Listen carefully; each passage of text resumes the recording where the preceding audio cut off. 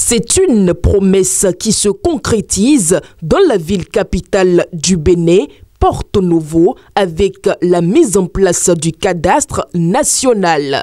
Après la phase pilote des 4e et 5e arrondissements, la phase de collecte couvre désormais les autres arrondissements de la ville, à savoir les 1er, 2e et 3e arrondissements. Les représentants du projet ont procédé au lancement communal de cette nouvelle phase pilote ce vendredi 20 juin 2025 dans la salle de réunion de l'hôtel de ville en présence des autorités communales, des élus locaux et des cadres de la municipalité. Nous sommes ici à cette séance pour expliquer donc, à la commune de Porto Novo les moments de collecte qui vont suivre. C'est pourquoi ce matin, nous sommes tous ici pour le lancement officiel de la collecte des données dans les arrondissements 1, 2 et 3 de Porto Novo. La couverture du projet de préparation de la mise en échelle du cadastre national à Porto Novo permettra d'enregistrer et de gérer les données des propriétaires de parcelles conformément aux nouvelles dispositions du Code foncier et domanial afin de mettre fin aux problèmes de litige qui persistent.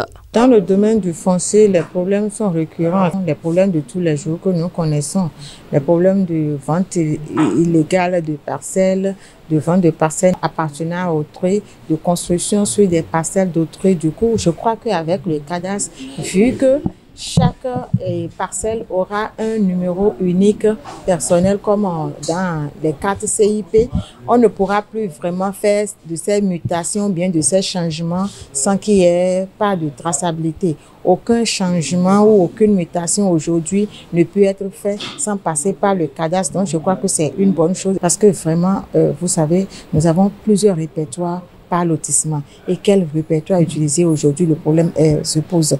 Donc avec le cadastre, je crois que les problèmes seront réglés, du moins réglés jusqu'à un niveau donné. Face à l'urgence d'enregistrer les terres publiques et privées sur l'ensemble du territoire national, de renforcer le cadre réglementaire en matière foncière et de sécuriser les parcelles au cadastre national, les autorités communales sont non seulement disposées à accompagner les chefs de projet, mais elles invitent aussi les acteurs du projet à divers niveaux à jouer leur partition pour la réussite de la phase de collecte des données. Rassurez-vous de ce que nous serons à votre disposition pour tout ce dont vous aurez besoin comme assistance ou information. Pour ce qui concerne les autorités, les divers acteurs, que ce soit les chefs d'arrondissement, les chefs quartiers, acteurs de la société civile, nous les invitons à s'impliquer davantage et nous sommes convaincus qu'ils sont conscients de l'importance de l'opération et qu'ils vont s'y mettre davantage.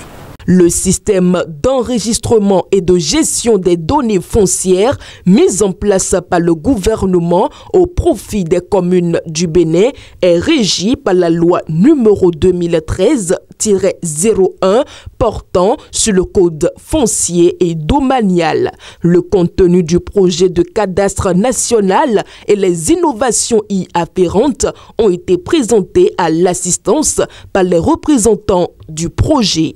Nous savons que depuis peu, les communes n'ont plus la possibilité de signer des conventions. Alors, qu'est-ce que ce décret apporte? J'ai ma propriété, je suis déjà dans la base de données en tant que propriétaire ou présumé propriétaire. Mais ce décret offre la possibilité à une autre personne à qui on peut déléguer des droits d'usage d'être également enregistré dans la base de données. Lui, il n'a qu'un droit délégué. Vous êtes déjà enregistré en tant que propriétaire ou présumé propriétaire.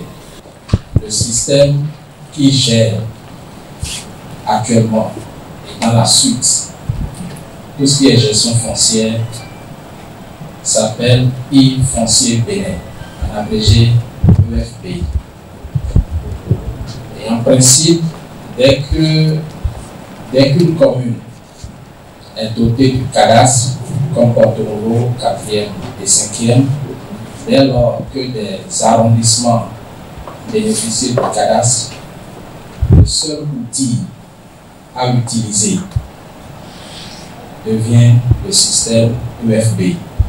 Avec la couverture du cadastre national, la responsable du cabinet en charge de l'opération, en synergie avec les élus communaux, est prête à mettre fin aux problèmes de conflits domaniaux de la capitale du Bénin. Des séances de sensibilisation seront organisées à l'endroit des populations pour atteindre efficacement les objectifs du projet.